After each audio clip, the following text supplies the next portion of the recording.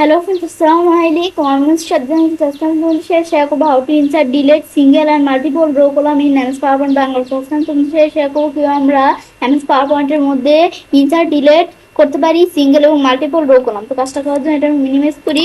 Minimise করার পর বিষয়টা করার জন্য কি করব আমরা?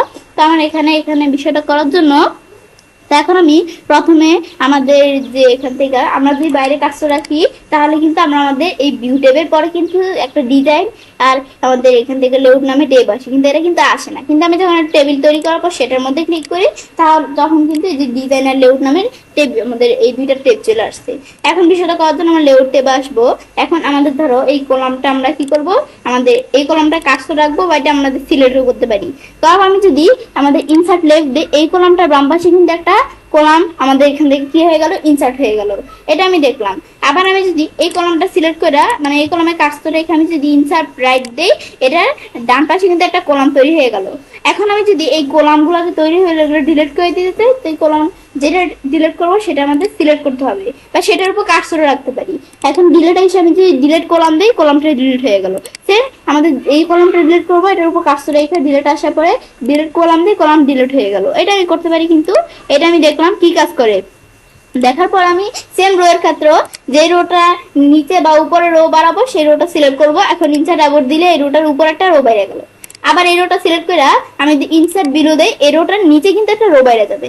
এখন আমাদের যদি এখানে যেই রো গুলো বাড়াইলাম এগুলো যদি আমরা মানে যেই রো গুলো ইনসার্ট করলাম সেগুলো আমি যদি এখন ডিলিট করতে চাই তা আমাদের সেই রোটা উপর কাজটা রেখে আমি এই ডিলিট আসার পর ডিলিট রো দিই, ডিলিট হয়ে গেল। আবার এটা আমরা কাজটা রাখার পর আমি এই ডিলিট রো দিলে রোটা ডিলিট হয়ে গেল। এটা আমি দেখলাম কি কাজ করে। ব্যাস এই ডিলিট রো এখানে এগুলো দেখলাম।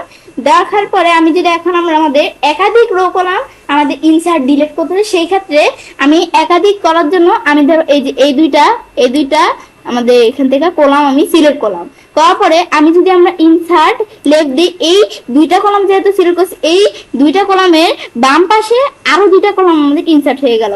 এখন আমি যদি এই দুইটা কলাম ইনসার্ট ডিলিট করতে ডিলিট আইসা এই আমাদের ডিলিট কলাম দিলে দুইটা কলাম ডিলিট হয়ে গেল। সেম আমি যদি আমরা কি করি এখান থেকে এই দুইটা কলাম সিলেক্ট করার পরে যে দুইটা কলাম দুইটা বা দুইটার বেশি একাধিক কলাম সিলেক্ট করার পর আমি যদি আমাদের ইনসার্ট রাইট দেই সেই কলামগুলো ডান পাশে কলাম তৈরি হয়ে যাবে এবং যেই কয়টা সিলেক্ট করছি সেই কয়টাই তৈরি হয়ে যাবে বা ইনসার্ট হয়ে যাবে। ইনসার্ট হওয়ার পর ডিলিট করবো, ডিলিট এসে ডিলিট কলাম দিলে কিন্তু কলামটা ডিলিট হয়ে যাবে। এটা হচ্ছে মূলত এই বিষয়টা। দেখার পরে এখন সেম রো এর বিষয়টা করার জন্য আমি এখান থেকে আমরা যে কয়টা রো আমাদের যে কয়টা রো ইনসার্ট করব সেই কয়টা রো সিলেক্ট করার পর আমি যদি ইনসার্ট অ্যাবভ দেই এই রো গুলার উপরে দুইটা রো ইনসার্ট হয়ে গেল। আবার আমরা আমাদের ধরো এই দুইটা রো সিলেক্ট করলাম বা তোমরা দুইটার বেশি রো সিলেক্ট করতে পারো। করার পর আমি যদি ইনসার্ট বিলো দেই তা আমরা দুইটা রো সিলেক্ট করছি দুইটা রোর নিচে আমাদের আরো দুইটা রো ইনসার্ট হয়ে গেল। এখন ডিলিট করার জন্য ডিলিট আইসা ডিলিট রো দিলাম, ডিলিট হয়ে গেল।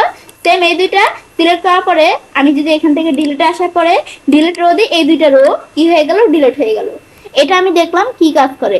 ব্যাস আমি এভাবে যখন বিষয়টা দেখলাম দেখার পরে তবে আমি কাজটা করতে পারি।